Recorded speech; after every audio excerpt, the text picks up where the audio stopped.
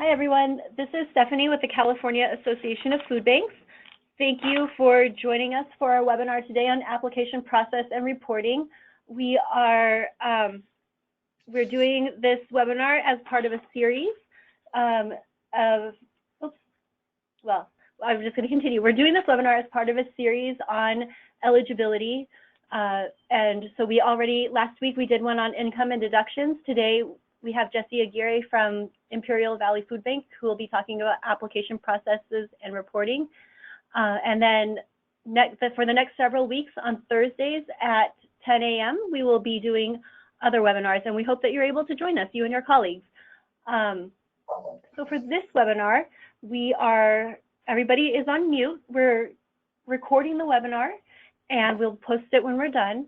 If you have questions throughout the webinar, please use the chat box on your right, the question box on your right to enter your questions. And then at the end, we will address the questions, but as they come up, please do type them in. We'll also be using the polling feature during the webinar. And so when that pops up, you will see it and you'll be able to enter your answers. And then, as I mentioned before, we'll be recording and posting the webinar on our website, and we'll send it out once everything is up. So with that, I will turn it over to our colleague at the Imperial Valley Food Bank, Jessie. Take it away. So good morning, everybody. Thank you for tuning in to this webinar. My name is Jessie Aguirre. I'm the CalFresh Program Manager at the Imperial Valley Food Bank.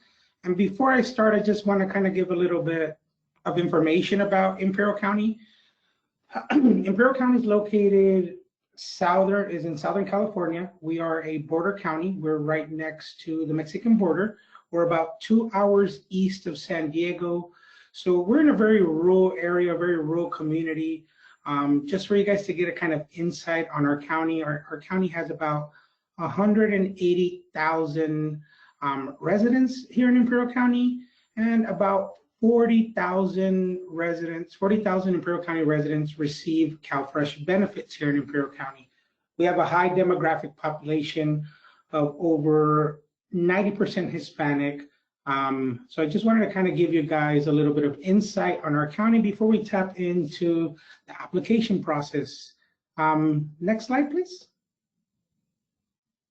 So today's agenda, we're going to cover a few points. So we're going to cover the application timeline. We're going to cover how to prepare clients for what to expect after the application. We are also going to be talking about the certification period and reporting. Also, we're going to be mentioning information about late reports and good cause and what is good cause. Also, we're going to review these 4 items on the agenda, and we're going to open up a portion of the webinar for you guys that have questions. Next slide, please. Next slide. So the application timeline. So the application timeline, after the client applies, the county has 30 days to determine if the household is eligible or not.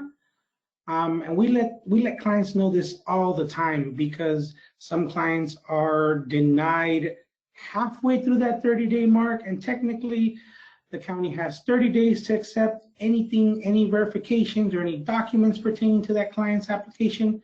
So the client does have to give the client a response within those 30 days. And during those 30 days, the client will have to have an interview, and we'll be notified by the county if they need to turn in any additional verifications.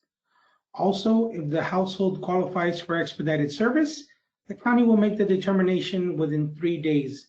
And just to let you guys know that the weekend counts as 1 day for expedited service.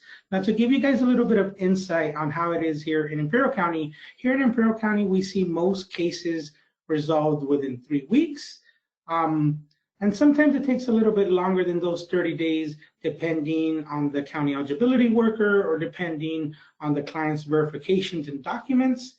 And one little extra step that we outreach workers can take is to let clients know from the beginning, hey, you know what, you're going to need these verifications that the county is going to request.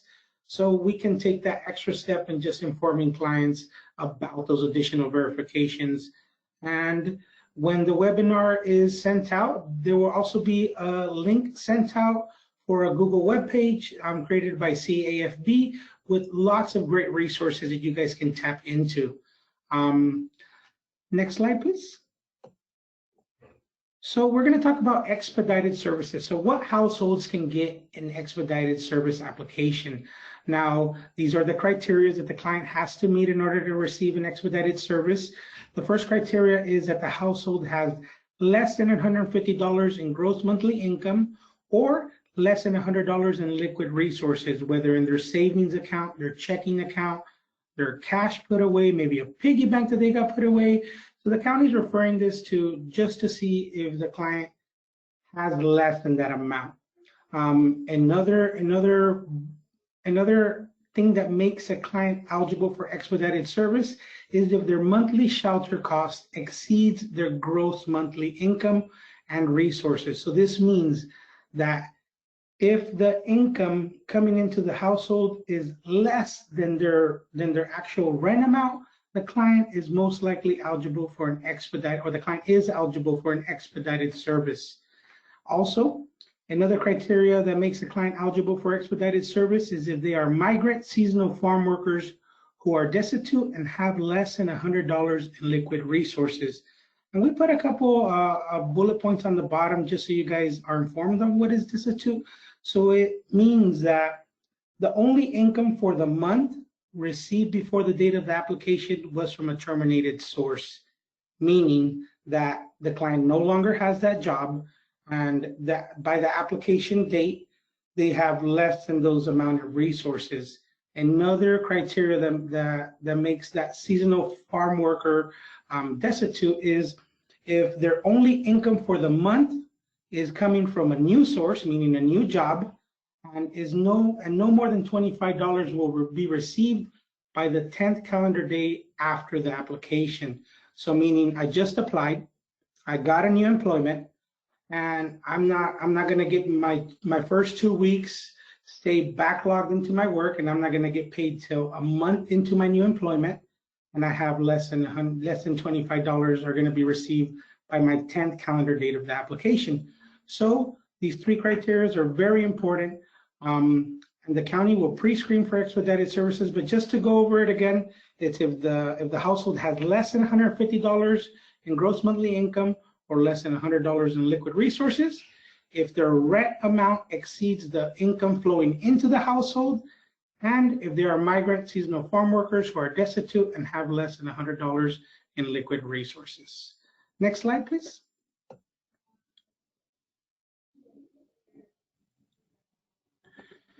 So expedited services, further on, the county must screen all applications for expedited services processing, even if it's not requested. And also, households granted expedited processing are still required to complete an interview. There's no easy way around it. They still have to meet the same criteria as a regular applicant. They still have to go through with that interview. The only verification required for that client to receive the expedited service is an identification, and the rest can be turned in at a later time. Also, sometimes it is more beneficial for clients to apply in person at the county office. In some cases, they can get their EBT card the same day. And that is very true. For us, we do not mislead clients in any way. If there's a client that comes to us and says, hey, you know what, I'm in an emergency situation, I have no income whatsoever, and we let them know, hey, if you go into the county office, it could be that you could be seen that day and could get interviewed that same day. So, please do not mislead clients. If they ask you, hey, is it faster with you? Is it faster through the county?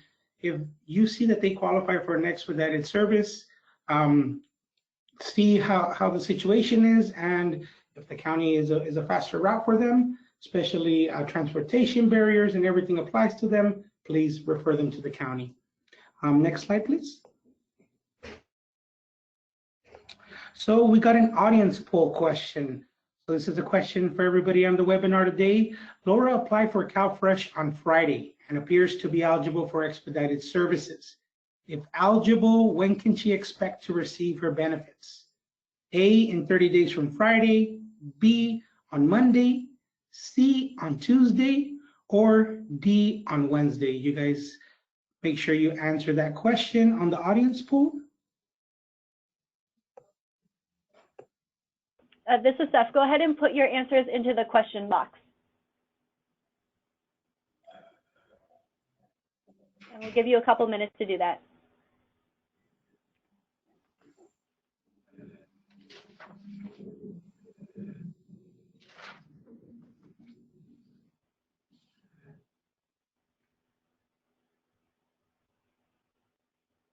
All right, so I see a mix of people saying, there's some people who are saying Monday, and there are some people who are saying Tuesday, and it looks like it's pretty evenly split.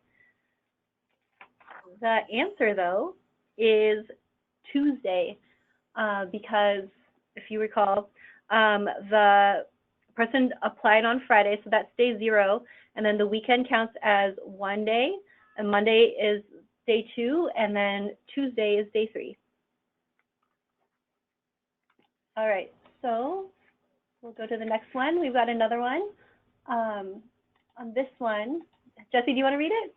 Yes. Okay, so the audience poll question, guys, is Frank applied for CalFresh 2 weeks ago and was denied. You find out that from the county that they need additional verifications. Does Frank have to reapply for CalFresh? A, yes. B, no. All right, again, go ahead and answer them. Put your answers into the... All right, so it looks like everybody is saying B, no, and that is correct. Correct. So Frank applied 2 weeks ago, but yet he's still under the 30-day limit to turn in any additional verifications. All right, you ready to keep going, Jesse? Yes, thank you guys for actively participating in those poll questions. Okay, so the next steps. It's very important to prepare applicants for the rest of the application process so they know what to expect, and you guys can even make some pamphlets or brochures, kind of like what is the application process steps. So we're gonna give you guys a little bit of information on how to prepare clients for the application. So after the client applies, the county has 30 calendar days to determine if the household is eligible. During those 30 days, the client will have an interview and will be notified by the county if they need to turn in any additional verifications. Also, if the household qualifies for expedited service, the county will make the determination within 3 days. And I think I'm on the wrong slide. Yes, so phone interview. Got it. Okay, so sorry about that, guys. Little bit mixed up on my PowerPoint presentation here. So the phone interview. So it's very important on how to prepare clients for the next steps of the application process. So the phone interview. After the client applies, the county will call the client for a phone interview. Counties will often call from blocked numbers and do not leave messages. It's important for clients to pick up their phone, even if it's from a number that is blocked. So prepare to tell clients that the county about out-of-pocket medical expenses, high housing costs, dependent care costs, authorized representative, or any other special situation that they might have.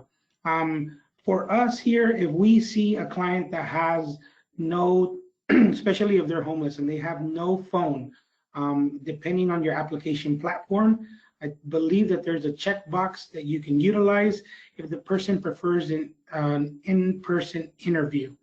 So for us, if the client has no phone number whatsoever, we click that little checkbox, and that way the county knows, hey, you know what, this person prefers an in-person interview, a face-to-face interview. And sometimes we might come across those clients, especially seniors, that are like, you know what, I do not want a phone interview, I want a face-to-face interview. And that's definitely doable. And very important to tell clients, hey, you know what, if you see that number from a private number, go ahead and answer it. It might be the county. Next slide, please.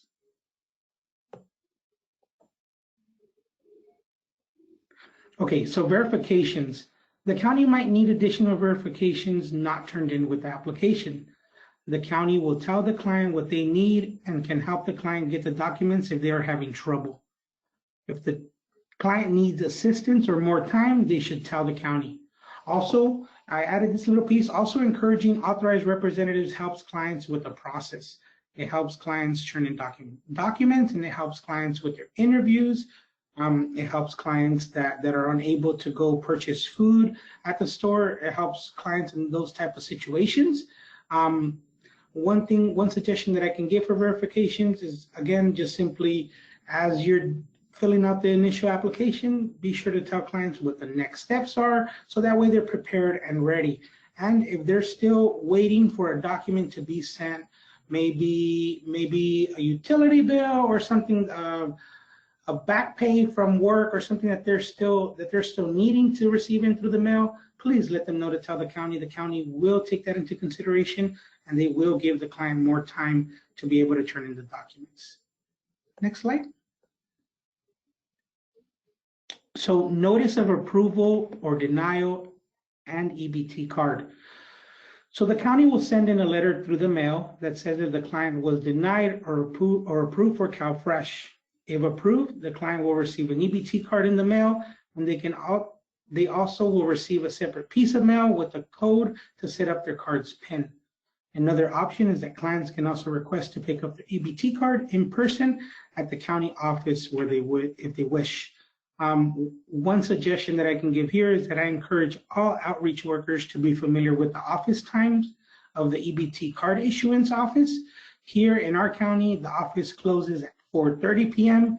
You would think that they would close at 5 p.m., but they close at 4:30. So be sure to check in your county where they issue the EBT cards.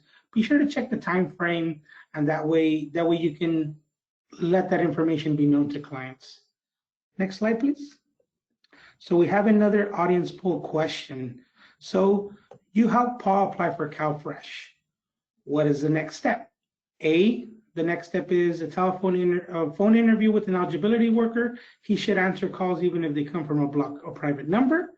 B, the next step is to gather verifications and fax them to the county so they can schedule his interview. Or C, the next step is to mail the county a request to get his EBT card in person. Please, guys, if you guys can answer that question.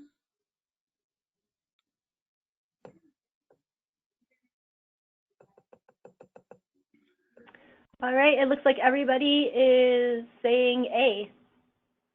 Awesome, good job, guys. Yes, the answer is A. You help Paul apply for CalFresh. The next step is a phone interview with an eligibility worker, and he should answer calls even if they come from a blocked or private number.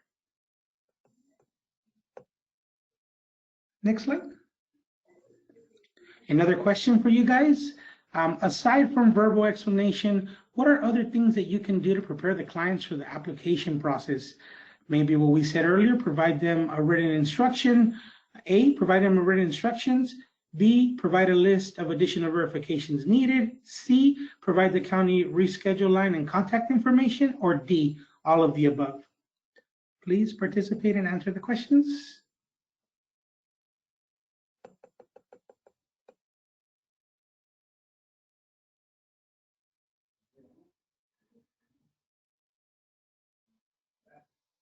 All right, it looks like with one exception, everybody said D, all of the above.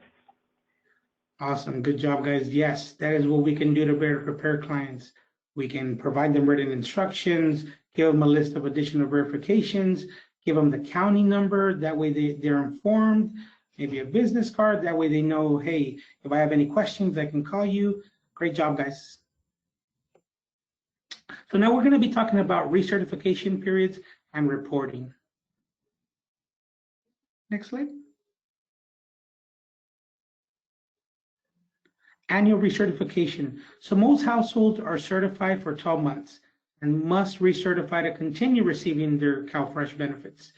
They must complete an interview at 12 months and a SAR 7 report at 6 months. So the form that is normally used for the recertification period is the CF37 form.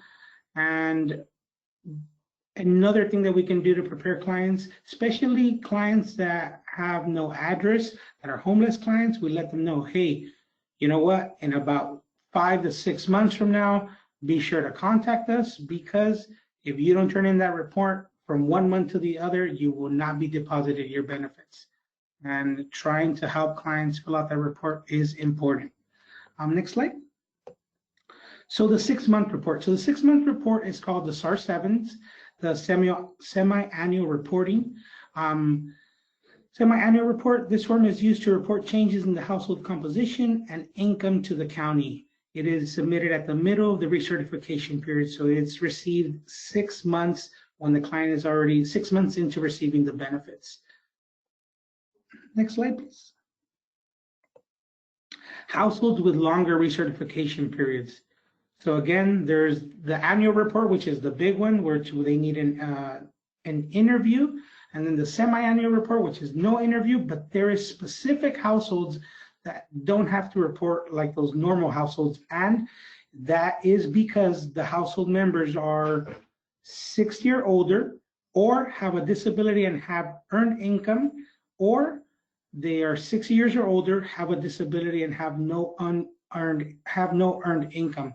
So for clients that are 6 years or older and have a disability and they have earned income, it's the green portion. They have their recertification is due in 24-month mark, and they have to do an interview at the 24-month mark.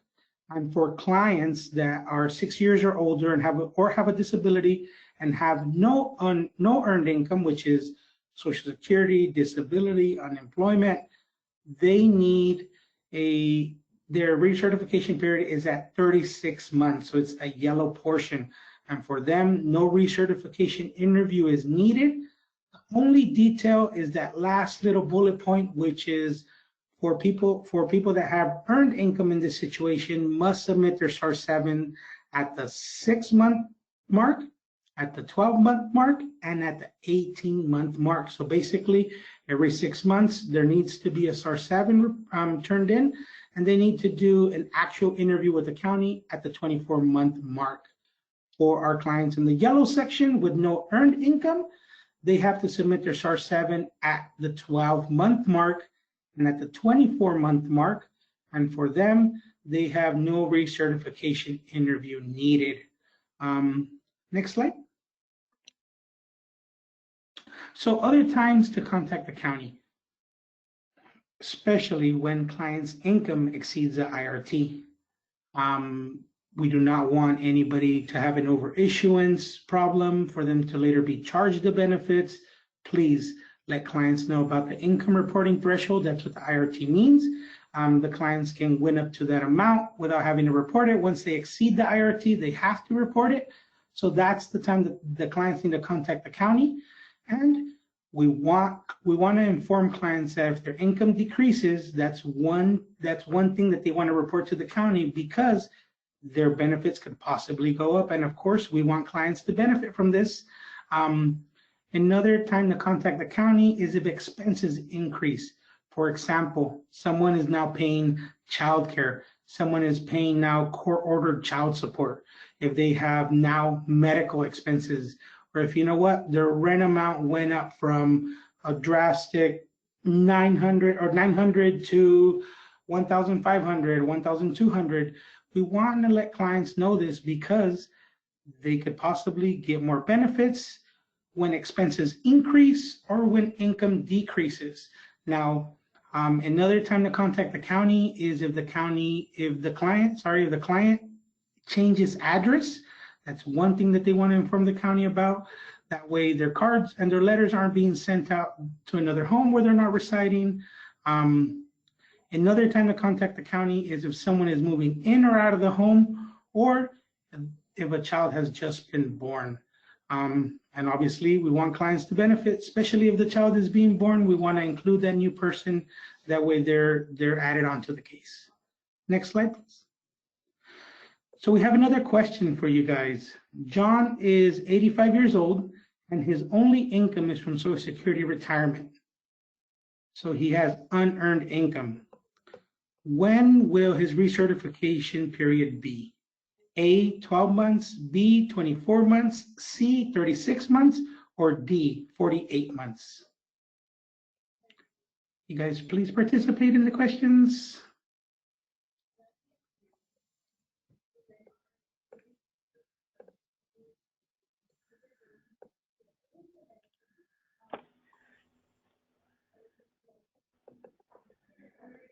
All right, it looks like there are a lot of C's, C36, which is the correct answer. Correct. Good job, guys. Yes. So since John is 85 years old and he's over 60 and he had unearned income, you guys are correct. His recertification period will be at the 36-month mark. And he will have no recertification interview, if you guys remember. Okay, so late reports and good cause. Next slide. So late reports. Even if the report is late, please encourage clients to still turn in the report. Clients can turn in the report the month after they are due and still continue to receive CalFresh benefits without having to reapply. Of course, the benefits will be prorated if the report is late, but remember that clients can request accommodations, including a longer period of time to turn in documents. And that is true, especially when you're dealing with clients that possibly are in and out of the hospital or doctor's offices, or they're currently having an emergency situation. They just lost a loved one. Please have them let the county know. That way the county can give them more time. That way they won't lose out on benefits. We'd hate to have a client fall through the cracks just because a simple report was not turned in. Next slide. So good cause. So good cause is granted if something occurred out of the household's control and resulted in the household missing the report deadline. An example, again, is the client got sick, they were taking care of an ill family member, they had an emergency, or simply they did not have transportation, and etc.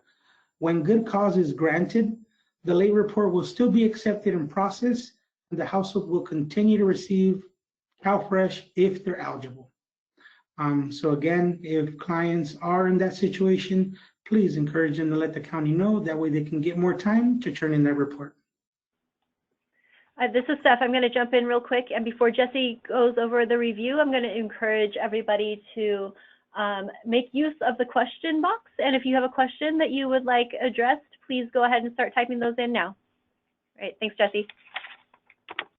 Thank you, Stephanie.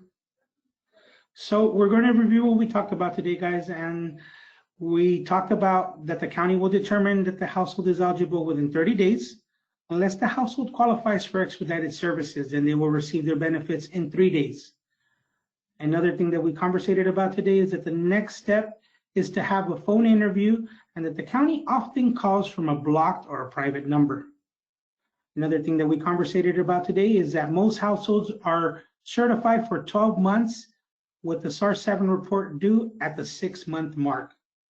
Another thing that we covered is households with all members who are either 60 years or older or are disabled have longer recertification periods, 24 months for those with earned income and 36 months for those with unearned income. Also, we talked about reports and how reports can be turned in late, but benefits will be prorated. But the good thing is that the client does not have to reapply. Another thing that we mentioned is good cause can be granted to accept a late report turned in by the client. Also, again, clients can request accommodations that include more time to submit a report. And thank you guys for staying tuned in and engaged. Again, earlier I mentioned that there will be a link going out. Please use that link to your advantage. There is a whole network of people throughout California. Find out who is in your county, find out who else is doing this work, and also find out who is using the same application system. For example, here in Imperial County, we use a See for Yourself system, and in that link that will be going out, you can find somebody that might be using the same application system. That way, if you guys have questions, please contact one another. Thank you. Thanks, Jesse. And another reminder to go ahead and send your questions in. We do have a comment that when you are talking with your clients about ES, expedited processing, to be sure to ask them about their resources, because somebody's sharing that that they're finding that even though their clients may not have more than $150 coming in income, they may have a lot of resources, and so that's keeping them from qualifying for expedited processing. So that's a really good point. Thank you. And we'll give everybody a few more moments to type in any questions.